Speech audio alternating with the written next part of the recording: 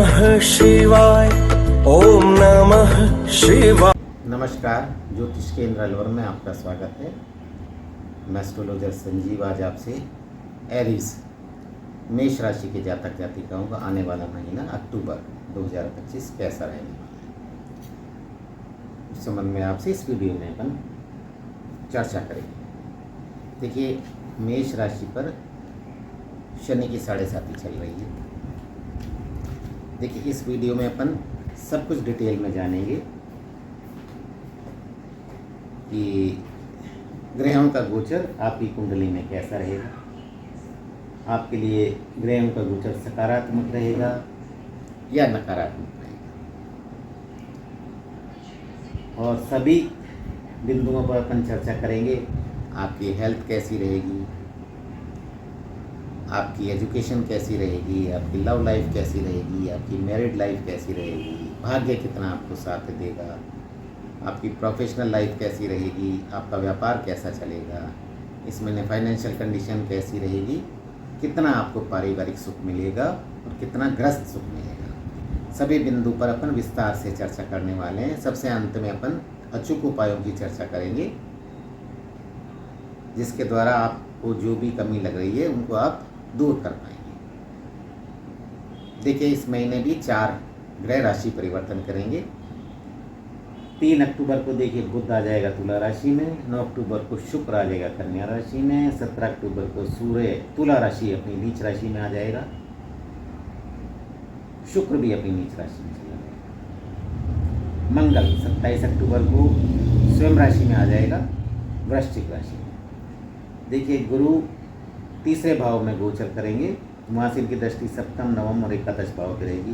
देखिए, 19 अक्टूबर को थोड़े समय के लिए गुरु आपके चतुर्थ भाव में आ जाएगा, मतलब पूर्वार्ध तक तो तीसरे भाव में रहेगा, उत्तरार्ध में चतुर्थ भाव में आ जाएगा। शनि आपके द्वादश भाव में गोचर करेंगे, वहाँ से इनकी दृष्टि दूसरे भाव, छठे भाव और नवे भाव पर रहेगी। मंगल आपके सप्तम भाव में गोचर कर रहे हैं, और वहाँ से मंगल की दृष्टि रहेगी आपकी दशम पे, लगन पे और दूसरे भाव में। देखिए, ये कुछ ग्रहों का गोचर है। चलिए अपन जानते हैं। देखिए, 1 नंबर लिखा है तो आपके लग्नेश हैं मंगल। मंगल आपके सप्तम भाव में गोचर कर रहे हैं, तीसरे भाव में गुरु गोचर कर रहे हैं, पंचम भाव में शुक्र और केतु गोचर कर रहे हैं, छठे भाव में सूर्य और बुध गोचर कर रहे हैं, सप्तम में मंगल, राहु आपके आय भाव में एकादश भाव में गोचर कर रहे हैं, और शनि आपके द्वादश भाव में गोचर कर रहे हैं। ये देखिए कुछ ग्रहों का गोचर है। अब अपन स्टार्ट करते हैं। देखिए, ये जो वीडियो है ये चंद्र राशि पर आधारित है, तो आप अपनी चंद्र राशि से वीडियो चेक करें। चलिए अब अपन स्टार्ट करते हैं। हेल्थ। देखिए, हेल्थ हमेशा 2 चीज़ों से देखी जाती है, एक तो आपके लग्नेश और दूसरा आरोग्य कारक ग्रह सूर्य। तो देखिए, आपके जो लग्नेश हैं, 1 नंबर लिखा है लग्नेश आपके मंगल हैं, ये आपके सप्तम भाव में बैठे हुए हैं, और देखिए आरोग्य कारक जो सूर्य है ये आपके छठे भाव में बैठे हुए हैं। तो देखिए लग्नेश मंगल है वो आपके केंद्र में ही है, सप्तम भाव में गोचर कर रहे हैं, और आरोग्य कारक सूर्य जैसा कि मैंने बताया आपके छठे भाव में है। 17 तारीख को सूर्य आपके सप्तम भाव में आ जाएगा, अर्थात अपनी नीच राशि में आ जाएगा। तो देखिए, माँ के पूर्वार्ध में तो आपका हेल्थ है जो ठीक रहेगा, अच्छा रहेगा, और माँ के पूर्वार्ध में फिर आरोग्य कारक जो सूर्य है वो नीच राशि में आ जाएगा, तो फिर आपको हेल्थ से रिलेटेड प्रॉब्लम आएगी। देखिए, आपका शनि है, शनि आपके द्वादश भाव में गोचर कर रहा है, वहाँ से शनि की दृष्टि आपके छठे भाव पे, छठा भाव रोग ऋण शत्रु वाला भाव है, यहाँ से ये सूर्य को भी पीड़ित कर रहा है शनि। तो देखिए, शनि है आपके पंचमेश हैं, तो देखिए आपको हेल्थ, आपको स्टोमक से रिलेटेड इश्यूज रह सकते हैं, तो आपको खान पान का ध्यान रखना चाहिए। सफ़र कर रहे हैं आप, सफ़र में जा रहे हैं तो बहुत ध्यान रखें, आप ऐसा कुछ ना खा लें जिससे आपको इंडाइजेशन की प्रॉब्लम हो जाए। देखिए, एक तो आपको ये ध्यान रखना है, सबसे बड़ी बात है आपको ये चीज़ ध्यान रखनी है। और देखिए, सूर्य पीड़ित है तो देखा कई बार क्या होता है, आपको कॉन्फिडेंस में भी कमी आ जाती है। तो इस टाइप की आपको छोटी मोटी प्रॉब्लम हो सकती है। और देखिए थोड़ा सा आपको वाहन चलाने में भी सावधानी बरतनी पड़ेगी, है ना। तो आपको ये चीज़ें ध्यान रखनी है आपको। परंतु देखिए जैसे सूर्य 17 तारीख को आपके यहाँ पे आ जाएगा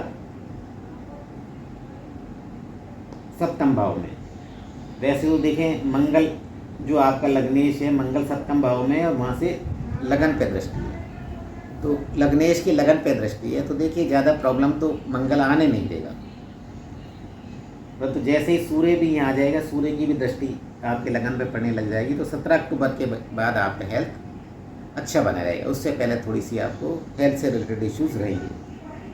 और अपन बात करते हैं आपके एजुकेशन की। देखिए एजुकेशन देखी जाती है आपके पंचम भाव से।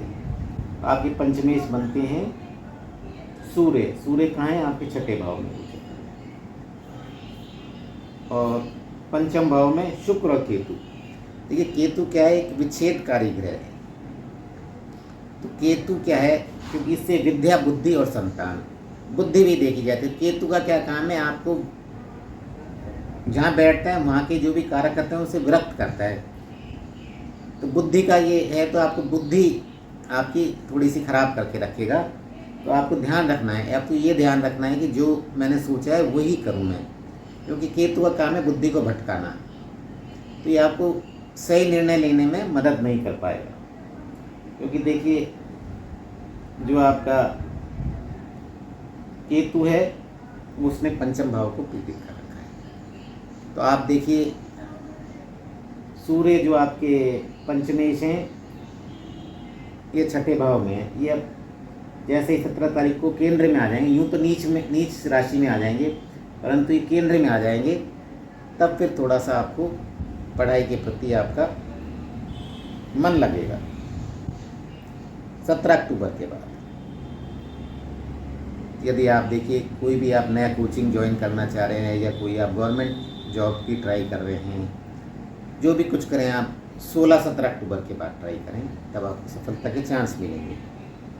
अब अपन बात करते हैं लव लाइफ की। देखिए लव लाइफ भी कहाँ से देखी जाती है? पंचम भाव से। और पंचमेश आपके बनते हैं सूर्य।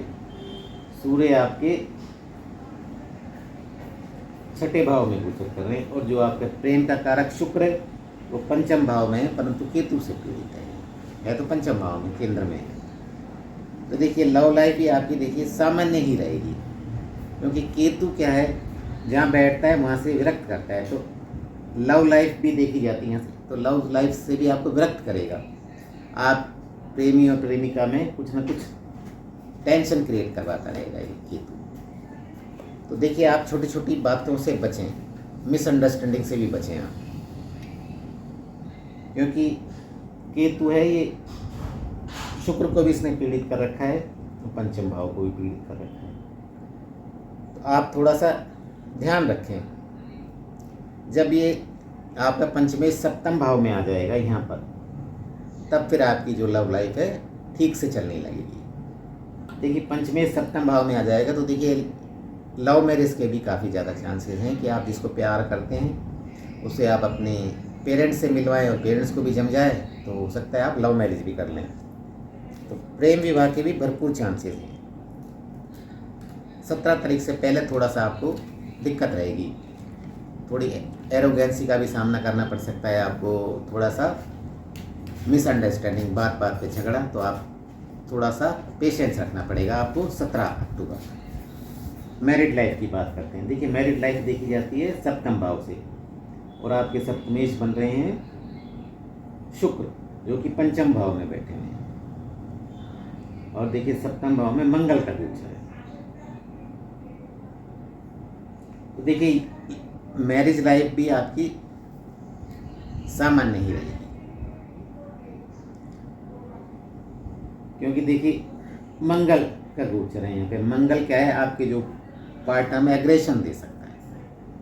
17 अक्टूबर को सूर्य भी यहाँ आ जाएगा, सूर्य और मंगल आ जाएंगे, तो थोड़ा सा एग्रेशन आ सकता है आपके पार्टनर में। तो देखिए आपको थोड़ा सा इस महीने आपको एरोगेंसी से बचना है, आपको छोटी छोटी बातों में गुस्सा नहीं करना है। आपको ये समझना है कि भाई समय का फेर है, तो आप पत्नी से अच्छे संबंध बना के रखें। और देखिए आपका जो सप्तमेश है वो भी जैसा कि मैंने बताया शुक्र पीड़ित है केतु से। तो देखिए आपकी जो पत्नी को या तो कोई हेल्थ से रिलेटेड इश्यूज हो सकते हैं या फिर ऑफिस पॉलिटिक्स में फंस सकती हैं वो, यदि जॉब करती हैं तो थोड़ा सा आपको ध्यान रखना पड़ेगा अपनी मैडम का। 9 अक्टूबर के बाद शुक्र यहाँ से निकल जाएगा, हालांकि आ तो जाएगा, आएगा तो अपनी नीच राशि में, परंतु फिर भी केतु के चुंगल से निकल जाएगा। तब फिर आपका जो मैरिड लाइफ है वो ठीक बनी रहेगी। तो 9 तारीख तक तो थोड़ा सा आपको पेशेंस रखना पड़ेगा। अब अपन बात करते हैं भाग्य की। देखिए आपके भाग्येश बनते हैं बृहस्पति, और बृहस्पति का गोचर कहाँ है? तीसरे भाव में। तीसरे भाव से बृहस्पति की दृष्टि 9वें भाव पे पड़ रही है, अर्थात भाग्येश की दृष्टि भाग्य भाव पर आ रही है। ये बड़ा अच्छा काम है। तो देखिए पर देखिए 18 तारीख को 18 अक्टूबर को गुरु यहाँ आ जाएगा आपके चौथे भाव में, अर्थात अपनी उच्च राशि में आ जाएगा। तो देखिए गुरु की स्थिति तो अच्छी है, तो भाग्य तो आपका इस महीने आपको अच्छा साथ देगा। आप जो भी कुछ करना चाहते हैं, शुभ काम, मांगलिक कार्य सब कर सकते हैं, क्योंकि भाग्येश की भाग्य भाव पर दृष्टि है और फिर आपका भाग्येश उच्च राशि में आ जाएगा। तो देखिए भाग्य तो इस महीने आपका भरपूर साथ देगा और आप कोई भी शुभ कार्य, मांगलिक कार्य, कोई इन्वेस्टमेंट वगैरह जो भी करना चाहते हैं आप करें, अच्छा है आपका भाग्य। अपन बात करते हैं आपकी प्रोफेशनल लाइफ। देखिए प्रोफेशनल लाइफ देखी जाती है दशम भाव से। आपके दशमेश बनते हैं शनि। शनि कहाँ बैठे हैं? द्वादश भाव में, खर्च भाव में। तो देखिए आपका जो दशमेश है वो द्वादश भाव में बैठा है, ये एक अच्छी पोजीशन नहीं है।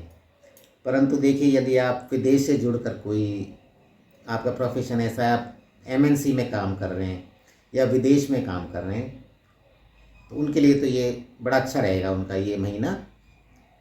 परंतु बाकी लोगों के लिए थोड़ी सी प्रॉब्लम क्रिएट करेगा। ऑफिस में परेशानी का सामना करना पड़ेगा आपको, क्योंकि आपका जो दशमेश शनि है वो द्वादश भाव में गोचर कर रहा है। तो आपको थोड़ा सा ऑफिस पॉलिटिक्स से बचना पड़ेगा। आपको ध्यान रखना पड़ेगा आपको कि आप किसी पॉलिटिक्स में ना उलझ जाएं, किसी के उसका शिकार ना हो जाएं, आपको कोई टारगेट ना बना ले। देखिए 24 अक्टूबर के बाद फिर थोड़ा सा आपका इसमें सुधार होएगा। उससे पहले थोड़ा सा आपको नौकरी में परेशानी आएगी। अब अपन बात करते हैं व्यापार। व्यापार देखा जाता है भाई साहब सप्तम भाव से, और जो सप्तमेश शुक्र हैं वो पीड़ित हैं केतु से। और देखिए जो व्यापार का कारक बुध है, यूँ तो ये अपनी उच्च राशि में है, परंतु 3 दिन ही रहेगा। 3 अक्टूबर को ये फिर अपनी उसमें आ जाएगा, ये नीच राशि नहीं, बुध आ जाएगा यहाँ पर आपके सप्तम भाव में। तो देखिए बुध की भी उच्च का तो ये बुध 3 दिन ही रहेगा, फिर ये सप्तम भाव में आ जाएगा। तो देखिए व्यापार भी आपका कोई बहुत ज़्यादा अच्छा नहीं चलने वाला है, परंतु देखिए व्यापार ये आपका जैसा चल रहा है इसको वैसा ही चलने दें। इसमें आप कोई ज़्यादा परिवर्तन ना करें। इस महीने आप कोशिश करें कि आपका पार्टनर से आप अच्छे रिलेशन बना के रखें। यदि पार्टनरशिप में आप जॉब वो करते हैं कोई पापा, बाकी व्यापार भी सामान्य सा ही रहेगा आपका।